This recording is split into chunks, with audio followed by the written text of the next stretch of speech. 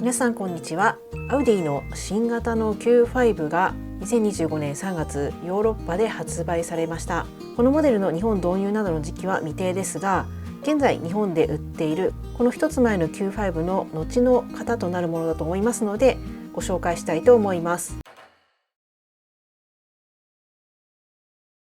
こちらの新型 Q5 ですけれども、プラットフォームが変わっておりまして、アウディが内燃エンジンモデル向けに異なるセグメントにも展開を可能にする新しいプラットフォーム、プレミアムプラットフォームコンバッションをベースとしたアウディ初の SUV がこの Q5 となっています。この Q5 の前には先日日本でも発売されました新型のアウディ A5 がこの新しいですねプラットフォームを使ってるんですけども、これに続く2車種目ということです。つまりアウディの SUV シリーズのリニューアルの先陣を切るのがこの新型 Q5 となります。アウディ Q5 は全てのユニットに新しい効率的で強力なマイルドハイブリッドプラスを使用しております。またオプションではありますけれども、アダプティブダンパーコントロールを備えたエアサスペンションをつけることもできます。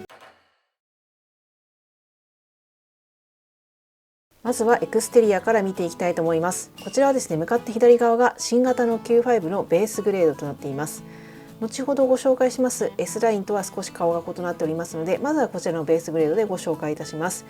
向かって右側は日本で今発売されている現行の Q5 の日本は一番下がアドバンスとなっておりますので、こちらアドバンスのモデルを置いております。エクステリアデザインはですね、さらにスポーティーで従来のモデルよりも自信に満ちたフロントデザインが特徴となっています。こちらですね、すべての特徴的なデザインエレメントがこの先代のモデルよりも一段高い位置に配置されております。具体的にはこの幅広いシングルフレームグリルですね、この六角形のものがより先代よりも高い位置、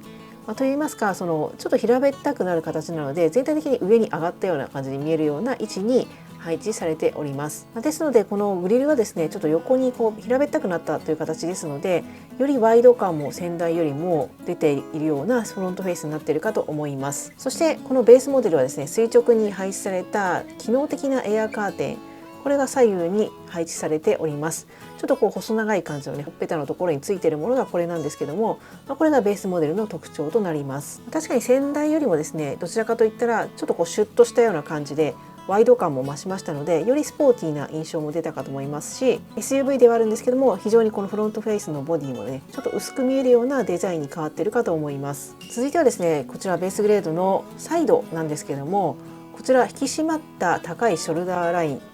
この窓のところのラインですね、窓の下のラインですけども、このショルダーラインが力強いシルエットを形成し、このフロントのライトとリアのライトをこのショルダーラインでつないでいるような感じに、横一直線になったように見えるかと思います。これによりまして、車両をね、より長く伸びやかな感じに見せるデザインとなっているそうです。先代の方はですね、特にリアのライトがあまりこのサイドの方まで張り出してきてないというところもありましてか、横の伸びやかさっていうのはあまりね感じられない感じだったかと思うんですけども、非常に横から見た時にもシティ派という感じがね、すごく強まったんじゃないかなというふうに思います。続いてこちらベースグレードのリアなんですけれども、リアはですね、ラインを最大限に削減することで非常にクリアなデザインを実現となっております。確かにですね、この右側の日本の現行型を見ますと、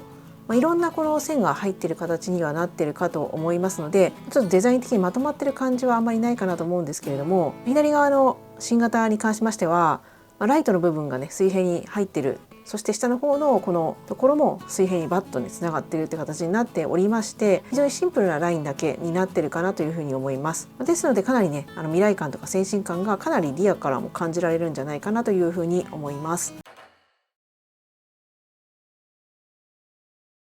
続きましてこちら Q5 の S ラインなんですけども、先ほどのベースとまたちょっと違った顔に見えるかと思います。こちらの方がやっぱり S ラインということでちょっといかつい感じになっています。この S ラインとかね、 S ラインパッケージのモデルに関しましては、この独自のエクステリアデザインが施されておりまして、一番特徴的なのはこの左右のほっぺのところにありますエアインテークですね。ここの部分が非常に先ほどよりも大きくなっているというところになるかと思います。アルファベットの L をね描くような形でちょっと大きめのエアインテークがついておりますので、かなり顔のね印象、押し出し感が強くなったものとなっているかと思います。個人的には日本の現行の Q5 の顔すごく好きなんですけども、これも十分スポーティーでかっこいいと思うんですが、やっぱりより六角形のシングルフレームグリルもかなりこの上の方に寄せられた感じがしていて、よりこのちょっと小顔感みたいな感じのがね出てるかなというふうに思いますので、やっぱりこうシュッとした印象でスポーティーさが増しているのかなというふうに思います。こちらが S ラインのですねサイドからの見た目ですけども、S ラインですので A ピラーの延長線上のボディのところには S ラインのバッジがね入っている形となっております。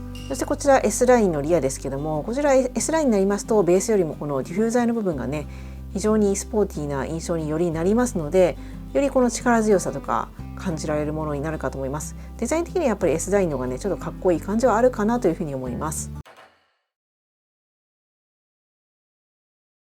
そして Q5 にはQ5 の他にスポーツバッグがありますよね。でこちらもちょっと見ていきたいと思います。こちらちょっと S ラインで見ていきます。右側が現行の Q5 のスポーツバッグの S ラインですけども、こちら左側ね新しいものとなっております。こちらかなりやっぱり先ほどのね Q5 同様、顔の印象としましてはちょっとやんちゃなイメージになっているのかなというふうに思います。現行型の日本のものがね非常にこうかっこよくはあるんですけども、どちらかといったらちょっと上品な感じも残ってるかと思うんですが、よりこの新しい新型になりますと、上品っていうような言葉はちょっとね合わなくなってくるかな。やっぱりスポーティーとかちょっといかつかったりとか、そういうような感じにちょっと近づいていくのかなというふうな印象はあります。これは結構好みが分かれるんじゃないかなというふうに思います。でこちらがですねスポーツバッグのサイドからの見た目です。スポーツバッグといったらやっぱりサイドの見た目の綺麗さっていうのが一番ね特徴かと思うんですけども、やっぱりこの現行型もねすごく綺麗なラインで後ろの方にこう押していくような感じになってましたけども、この新型になりましてやっ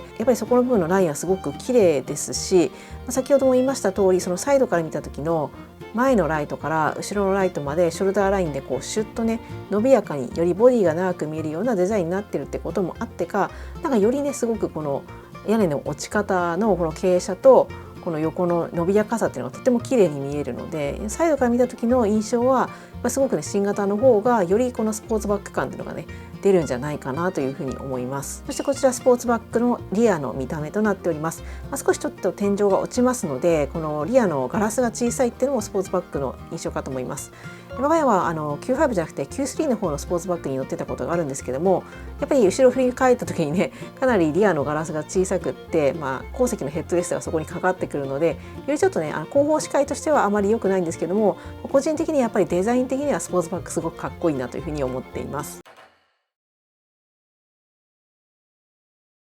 続きましてインテリアデザインです。こちら左側が新型の Q5 ですけども、こちら見ていただくと分かる通りですね、本当に全面ディスプレイって感じになっております。先日もう日本では新型の A5 が発売されておりますので、日本で実写を見ることもできるんですけども、あちらがね多分新世代のアウディの内装って形になってまして、やっぱりもう全面このディスプレイって感じですよね。運転手の前のメーターもそうですし、ナビ代わりのところもそうですし、そしてオプションではあるんですけども、助手席側のところの前にもディスプレイをつけることができるということで、かなりこの未来感先進感が出るかと思います。こういう新しいものが好きな方にとっては非常にいい内装になっているかと思います。で向かって右側がね現行型ですけども、こちらの方比べてみるとやっぱり前の世代なのかなというふうに感じはします。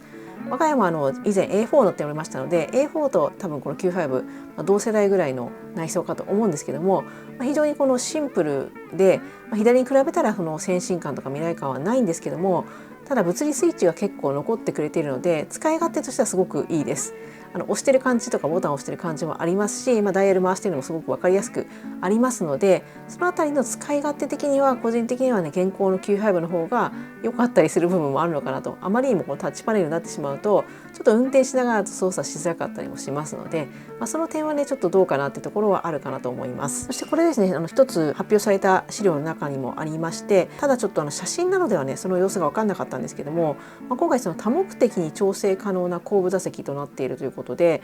前後に移動ができて、あとその角度もねもちろん調整ができるってことで、必要に応じてそのトランクの方の容量をこの前に引くことで増やすこともできるということなんですね。もしくはその後部座席の人の方のスペースを広げたかったら、後ろの方にこう席を移動させるみたいなね感じのスライドができる印象なのかなと。ただその絵がなかったんでわからないんですけど、なんかそういうことができるようになってるのかなってところで、それはちょっとね実写が、いつか日本に来てくれると思ってるんですけども、そこで見ることができるのが楽しみだなというふうに思います。